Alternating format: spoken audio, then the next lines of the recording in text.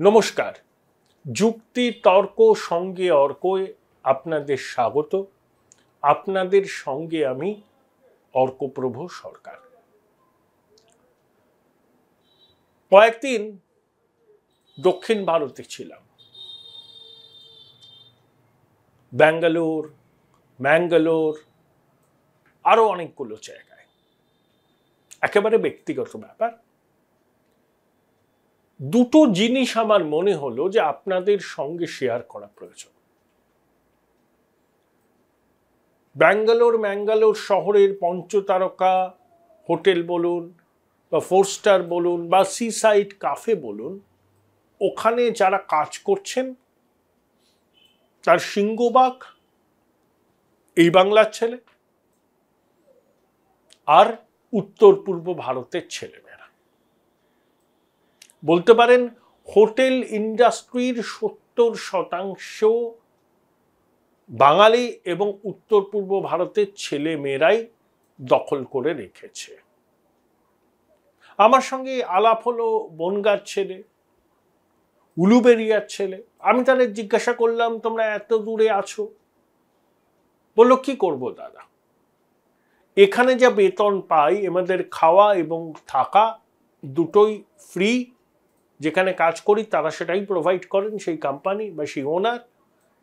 কলকাতাতে বেতন কম এবং খাওয়া থাকার ব্যাপারটার অ্যারেঞ্জমেন্টও আমাদেরই করতে হয়। তাই এখানে যে বেতনটা পাচ্ছি আমরা নিজেরাও জমাতে পারছি, বাড়িতেও পাঠাতে পারছি, আর খাওয়া থাকার কোনো খরচা নেই।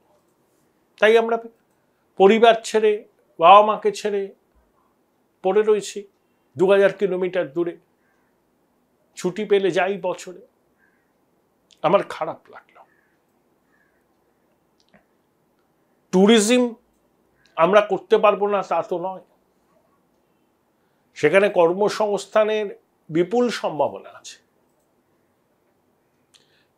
কিন্তু যে মাত্রায় দক্ষিণ ভারতের রাজ্যগুলো পর্যটনকে নিয়ে গিয়েছে, আমরা কিন্তু সেখানে পৌঁছতে পারিনি। যদি পৌঁছতে পারতাম তাহলে এই ছেলেমেয়েগুলোর অনেককেই বাড়ি ছেড়ে এত দূরে কাজ করতে হতো না। আমি কর্ণাটক শহরের রাজ্যের বিভিন্ন গ্রামে, বিভিন্ন জনপদে, ম্যাঙ্গালুরুর শহর একেবারে ছানবিন করে করেছি। কর্ণাটকের প্রত্যন্ত গ্রামে গিয়ে দেখেছি পাকা বাড়ি, বহু জায়গায় বাড়িতে শীতাতাপ নিয়ন্ত্রিত যন্ত্র, অনেক বাড়িতেই ছোট ফ্যামিলি কার, মাটির বাড়ি কার্যত দেখেনি বললেই চলে। এটা বেঙ্গালুরু শহরের আশেপাশের এলাকার চিত্র নয়। ব্যাঙ্গালোর শহর থেকে 400 কিলোমিটার দূরে এক গ্রামেরও একই রকম ছবি। তার মানে মানুষের হাতে টাকা আছে। আমাদের রাজ্যের তুলনায় সেখানকার মানুষের আর্থিক অবস্থা ভালো, শিল্পোন্নত রাজ্য, প্রচুর টাকা ইন্ডাস্ট্রির কাছ থেকে সরকার পায়।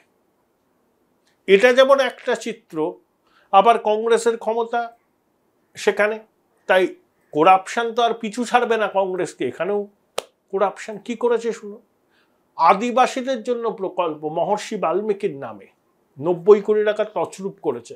কংগ্রেসের এক নেতা ল্যাম্বরগিনি গাড়ি কিনেছেন নগদে, সেকেন্ড হ্যান্ড, যদিও 4.5 কোটি টাকা দিয়ে। গ্রেপ্তার হয়েছে নিডির হাতে। মাইসুরু আরবান ডেভেলপমেন্ট অ্যাসোসিয়েশন নগরোন্নয়নের জন্য প্লট করে করে অ্যালট করেছিল। সিদ্ধারামাইয়ার স্ত্রীকে প্রাপ্যের অতিরিক্ত জমি দেওয়া হয়েছে। কয়েকশো কোটি টাকার কেলেঙ্কারি, মুখ্যমন্ত্রী দুর্নীতির নিশানায়। করাপশন আছে, কংগ্রেস থাকবে করাপশন হবে না এটা তো হয় না। কিন্তু আবার আর্থিক প্রগতিও আছে। এই মুখবন্ধটা করার অর্থ এই, দক্ষিণের আর এক রাজ্য অন্ধ্রপ্রদেশ, 25টা লোকসভা আসন, অবিভক্ত অন্ধ্রপ্রদেশে 42টা লোকসভার আসন ছিল পশ্চিমবঙ্গের মতোই। সেই চন্দ্রবাবু নাইডু টিডিপি এবার 16টা আসন পেয়েছে। একজন কেন্দ্রীয় মন্ত্রী হয়েছেন অসামরিক বিমান পরিবহনের। কিন্তু চন্দ্রবাবু স্পিকার ডেপুটি স্পিকার পদ নিয়ে জোড়াজুড়ি করেননি। তিনি চেয়েছেন অন্ধ্রের উন্নয়নে কেন্দ্র যেন মুক্তহস্ত হন। কেন্দ্র তার কথা রেখেছে। চন্দ্রবাবু নাইডু, নির্মলা সীতারামন, অমিত শাহ, নরেন্দ্র মোদী সবার সঙ্গে দেখা করে 60,000 কোটি টাকার প্যাকেজ নিশ্চিত করে নিয়েছেন। বাজেটে ঘোষণা হবে, তার মধ্যে অন্ধ্রের নতুন রাজধানী অমরাবতী গড়ে তোলার জন্য 17,000 কোটি টাকার প্যাকেজ। 16 জন সাংসদ নিয়ে সমর্থনের বিনিময়। নীতিশ কুমারেরও অনেক দাবি আছে, অনেক দাবি দেওয়া পূরণও হবে। জোট সরকারের শরিক দলের যদি দর কষাকষি করতে পারে, তাহলে তারা নিজেদের রাজ্যের উন্নয়নের জন্য অনেক কিছু বার্গেন করে আদায় করে নিতে পারে। মমতা বন্দ্যোপাধ্যায়ের সুবর্ণ সুযোগ ছিল, তিনি কিন্তু হারালেন। তার 29 জন সাংসদ ছিল, তিনি ইস্যু ভিত্তিক সমর্থন করতে পারতেন এই সরকারকে। বিনিময়ে কেন্দ্রের থেকে আর্থিক সাহায্য, এই যে বকেয়া টাকা রয়েছে বিভিন্ন প্রকল্পে জানিয়ে তারা আন্দোলন করছেন, সেই সব টাকা আদায় করা, ভবিষ্যতের জন্য কেন্দ্রের সহায়তা আরো ভালোভাবে তিনি পাওয়া নিশ্চিত করতে পারতেন। টিডিপি 16 আর জেডিইউ বোধহয় 16, এই দুজনে 32, মমতা বন্দ্যোপাধ্যায় 29। তিনি যদি বাইরে থেকে কন্ডিশনাল সাপোর্টটা করতেন এই সরকারকে, তাহলে বাংলার অন্তত মঙ্গল হতো। Join Indian Institute of Hotel Management now. Right choice, right decision. Chandrababu Naidu তার ইস্তাহারে 4% মুসলমানদের জন্য সংরক্ষণের কথা বলেছেন। বিজেপি যারা মুসলমানদের সংরক্ষণের প্রশ্নে সবসময় খড়গহস্ত, তারা কিন্তু মুখ বুঝে টু শব্দটি না করে এটি মেনে নিয়েছেন। আজকে মমতা বন্দ্যোপাধ্যায় পারতেন না এই সরকারকে বাইরে থেকে সমর্থন করে রাজ্যের জন্য একটা আর্থিক প্যাকেজ নিয়ে আসা, যাতে 10.5 কোটি বঙ্গবাসীর উপকার হতো? তিনি বাধ্য করতে পারতেন কেন্দ্রীয় সরকারকে এখানে বড় মাপের বিনিয়োগ করতে। আরো অনেক শিল্প সংস্থা এখানে বিনিয়োগ করতে আগ্রহী হতো, কিন্তু না, তিনি সেটা করবেন না। তার ভোট ব্যাংক তাতে অসন্তুষ্ট হবে। ভোট ব্যাংক চায় বিজেপির সঙ্গে কোনো রকমের সংস্রব কেউ যেন না রাখে। চন্দ্রবাবু নাইডু কিন্তু 4% সংরক্ষণের কথা বলেছেন মুসলিমদের জন্য, তাও বিজেপির সঙ্গে জোটে আছেন। বিজেপিও কিছু কথা বলেনি, দুজনে একসঙ্গে সরকার চালাচ্ছেন। কেন্দ্রে গুরুত্বপূর্ণ শরিক দল রাজ্যের জন্য 60,000 কোটি টাকা আদায় করে নিয়েছেন।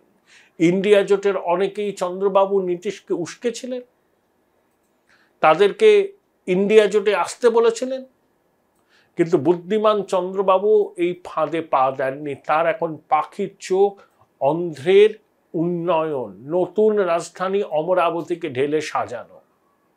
তাই তিনি জানেন তার দলের সমর্থনের উপর কেন্দ্রের মোদী সরকারের স্থায়িত্ব নির্ভর করছে। তাই তিনি পাউন্ড অফ ফ্লেশ এক্সট্রাক্ট করবেন। জোট রাজনীতিতে এটা হয়, কিন্তু আমরা এবার এই সুবর্ণ সুযোগটা হারালাম। যদি আজকে 29 জন তৃণমূলের সাংসদ এনডিএ সরকারকে বাইরে থেকে সমর্থন করত, তাহলে উপকার পেত 10.5 কোটি বঙ্গবাসী।